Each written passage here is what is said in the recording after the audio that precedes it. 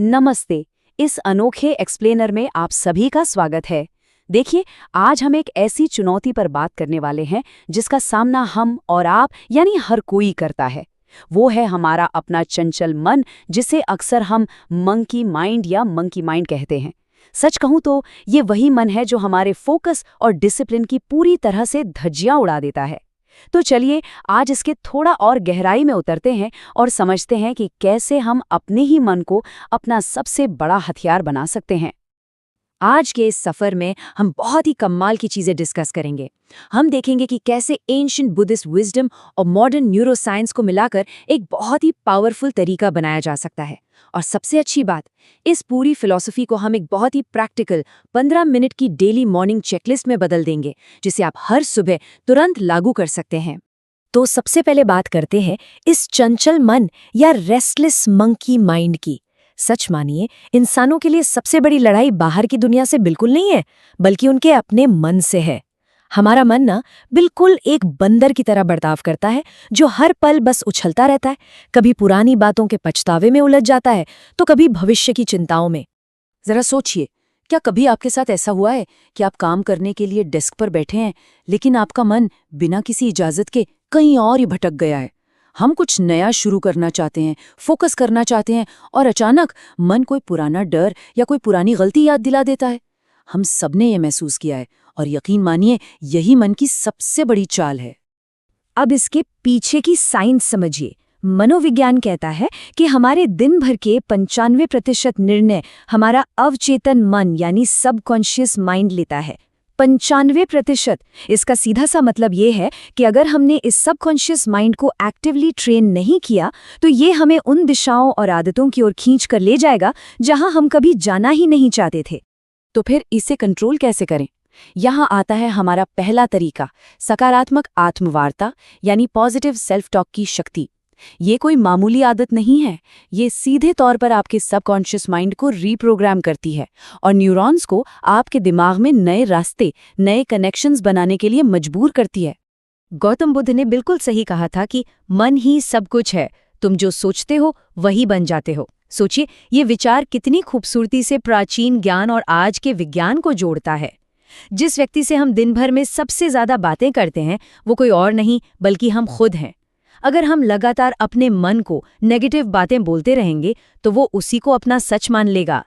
इसीलिए positive self talk को अपनी दिनचर्या में शामिल करना गेम चेंजर साबित होता है।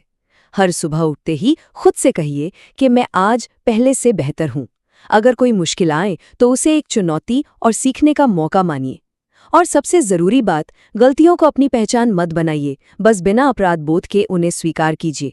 ये छोटे छोटे कदम आपके अंदर गजब का आत्मविश्वास भर देंगे। आगे बढ़ते हैं तीसरे तरीके की तरफ, जो है स्पष्ट और क्रियाशील लक्ष्य तय करना।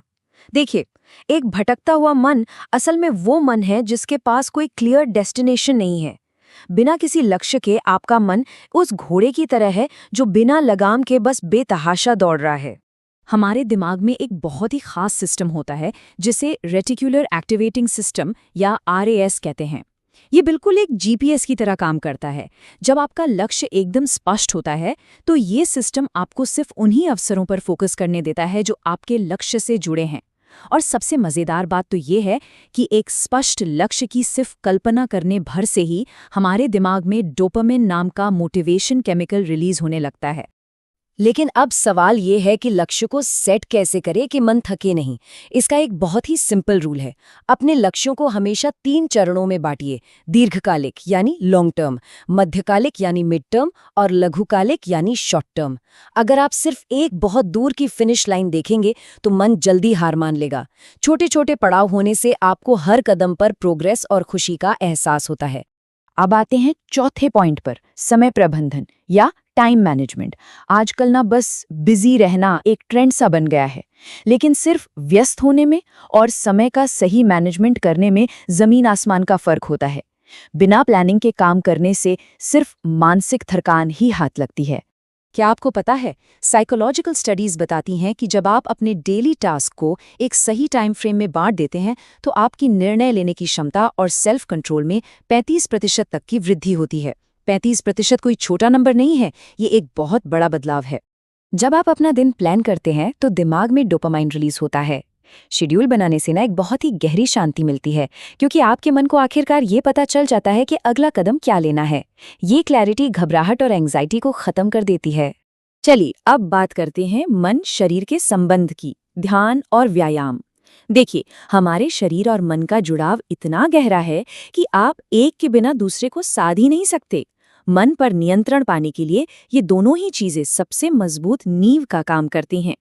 मेडिटेशन या ध्यान कोई बोरिंग काम नहीं है। ये भ्रम और शोर को दूर करके आपको एकदम क्लियर विजन देता है, और इसका असर फिजिकली आपके दिमाग पर होता है।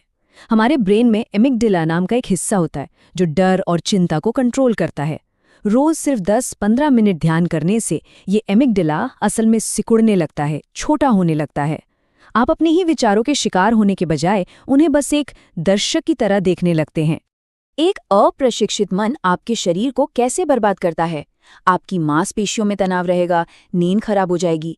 इसके उलट जब आप व्यायाम करते हैं तो बॉडी में एंडोर्फिन जैसे फील गुड हार्मोन्स रिलीज होते हैं। कोई भी फिजिकल एक्टिविटी आपके दिमाग को इसी पल में यानी प्रेजेंट मोमेंट में रहने पर मजबूर कर देती है, और मन को काबू करने का इससे बेहतरीन तरीका कोई और नहीं है। तो ये सब बातें तो बहुत शानदार हैं, लेकिन असली बात तो ये है कि हमें इसे अपनी जिंदगी में लागू कैसे करें। इन सभी दार्शनिक और वैज्ञानिक तरीकों को मिलाकर हमने एक बहुत ही तेज, सिंपल और प्रैक्टिकल 15 मिनट की डेली मॉर्निंग चेकलिस्ट तैयार की है, जिसमें हम छोटी छोटी एक्शनेबल स्टेप्स पर फोकस करेंगे।